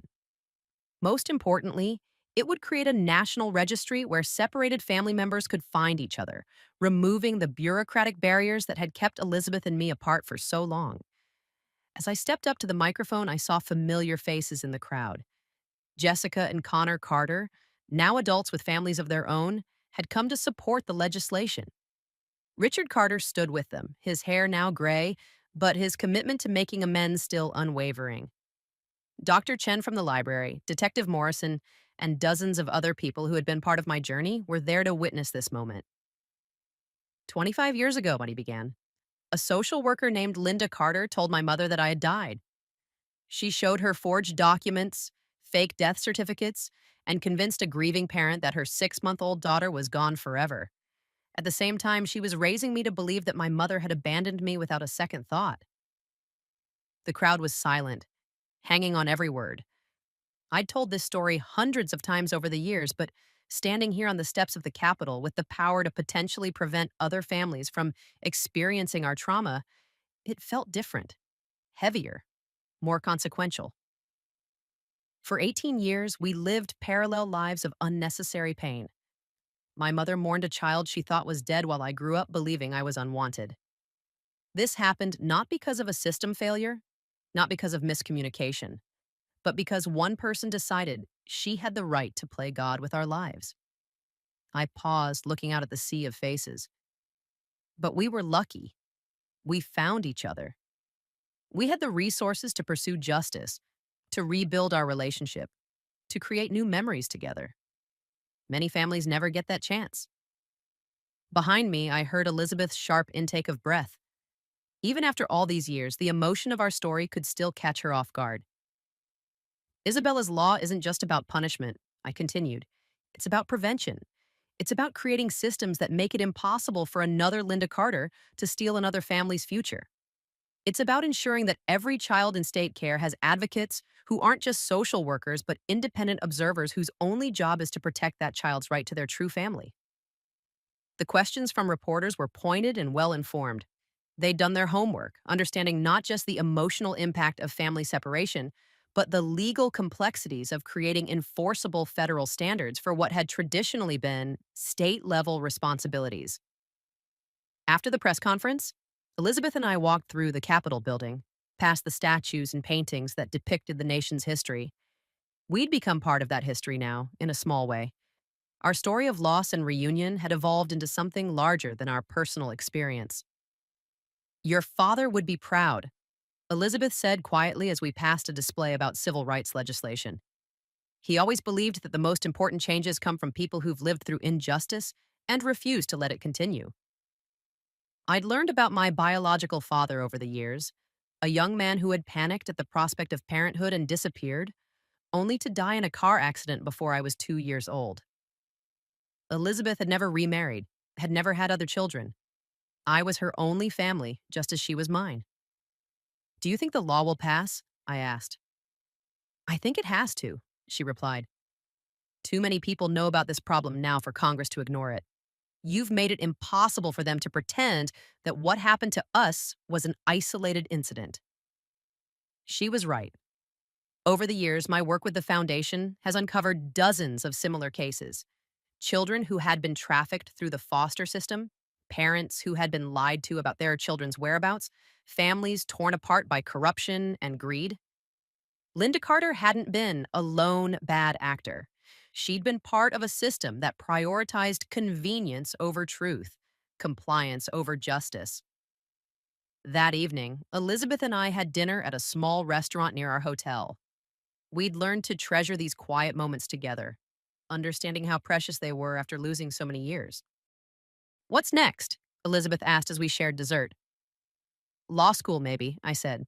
If this legislation passes, someone will need to help implement it, make sure it actually works the way it's intended. And if it doesn't pass, then we keep fighting. We've gotten this far because we never gave up. I'm not about to start now. As we walked back to our hotel through the tree-lined streets of the Capitol, I thought about the girl I'd been 25 years ago, sitting in that basement bedroom, believing she was unwanted, accepting cruelty disguised as charity. That girl could never have imagined standing on the steps of the Capitol, addressing Congress, fighting for laws that would protect other children from experiencing her trauma. Linda Carter had tried to erase me from my own story, to make me a footnote in someone else's narrative. Instead, she'd inadvertently created someone who refused to be erased, who turned survival into advocacy and pain into purpose. The unwanted child had become a voice for the voiceless. The girl who was told to be grateful for scraps had learned to demand justice for everyone. And the daughter who was stolen from her mother had found her way home, then opened the door for other stolen children to find their way home too. Tomorrow, the real work would begin.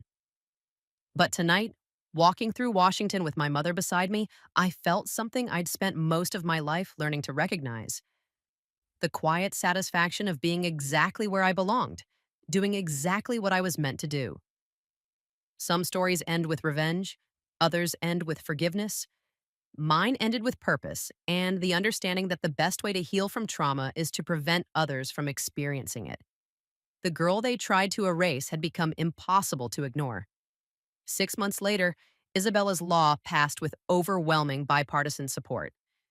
The day President Martinez signed it into law, I stood in the Rose Garden surrounded by families who would never again face the nightmare that Elizabeth and I had endured. But the real victory came 3 weeks after that when I received a call from a woman named Sarah in Oregon. "Dr. Hawthorne," she said, crying, "the new DNA database found my son. He's been in foster care for 8 years because his social worker told me he died in the hospital. We're being reunited next week." That's when I knew Linda Carter's legacy had been completely rewritten. Instead of being remembered for the families she destroyed, her story had become the catalyst for reuniting hundreds of others. Today, the Hawthorne Foundation operates family reunification centers in 12 states. Elizabeth and I work together every day, mother and daughter, healing the world one family at a time. Jessica and Connor have become close friends and advocates. Even Richard remarried and found happiness, finally free from the shadows of Linda's deceptions. Sometimes people ask me if I'm angry about the years that were stolen from us. The truth is, I'm grateful. Not for the trauma, but for the strength it gave me. Not for the separation, but for the reunion that taught me what love really looks like. Not for Linda's crimes, but for the purpose they gave my life. The girl who was told she should be grateful for scraps learned to demand justice for everyone. And that's a story worth telling. If this story moved you, or if you've experienced something similar, I'd love to hear from you in the comments below. Share your thoughts, your experiences, or just let me know what time you're watching and where you're from. Every story matters, and every voice deserves to be heard. Don't forget to subscribe for more inspiring stories of survival, justice, and the unbreakable bonds of family. Hit that notification bell so you never miss an upload. Until next time, remember, you are never as powerless as someone wants you to believe.